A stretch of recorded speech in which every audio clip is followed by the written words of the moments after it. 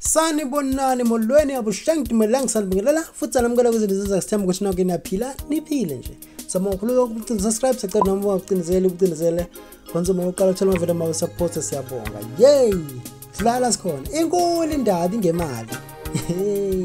Inkulu indaba ngemali kushuthi kusukela kwaba ukuthi uJize Khulu ugqoke imali birthday yakhe kumcimbini wakhe birthday lapho nagqoka khona imali kwaba ukuthi bamfaka imali nje birthday yakhe kwase kuba ukuthi kuphuma ivideo thizeni esayikhipha izinto zenzeka la khona bephikisana khona umzimba ukhala imali uDr Dlamini kanye noJize Khulu labo bona bephikisana khona ukuthi omunye uthi akakhuze uJize Khulu ngemali then uJize Khulu wasephendula naye futhi ngokuthizeke esho ukuthi imali ka Dr Dlamini iyifake kahle kahle futhi la manje sizene futhi ivideo la khona bephinde baphendulana la khona ade kusuka khona futhi ukukhuluma kuba ukuthi uzobuyisela amagama uDr Dlamini ngendlela yakhe dizeli naye futhi ke ebekade buyisela ekuthenini labafana bayedelela akuyizona ukuthi bathini ke lana ke uDr Dlamini bephendulela usho kanje naye.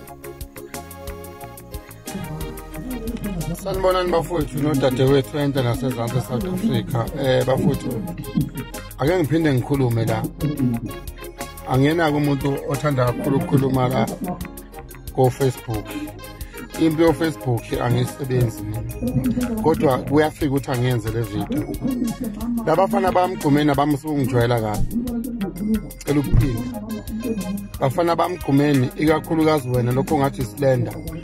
Kungcono lokho kunye kuyifull bhaqaza lokho kukhulu phela kasho lutho kodwa musana ukungijwayela kabi angiculi mina yabo angiculi mina ngiyalapha musana ukungijwayela kabi mangabe nifuna umzimba khalimali uthola eThekwini lapho ngihlala khona ekhaya kwaNongoma futhi manifuna ukubona into enifuna ukuyibona ngizonibonisa mina ngayinkinga musanda ukungijwayela amasimo angiyena umuntu othanda inhlamba kodwa lento iyanginyanyisa imali elokhuziwe le imali ayinwayo le ale namba ngekhondo manje ekhathele ngokuthenga nje ifortune ngemali ngesikwenito senibona ningcono nokudlula amasimo musana ungijwayela kabi bafana bami musanda ungijwayela kabi ya kunjalo ke laphana ngempela wayebeka uDr Dlamini ngendlela yakhe naye laphana ebeka uvolo wakhe noma ebuyisela amagama thizeni koJize Khulu la khona ebeka ethi bayadelela futhi namanzi kuba khona ukubadelela futhi uJize Khulu nabe swayiphendula futhi sephindisela kuyo uDr Dlamini ebeka ngodaba lwakhe naye uzwakale kanjena uJize Khulu ephendula.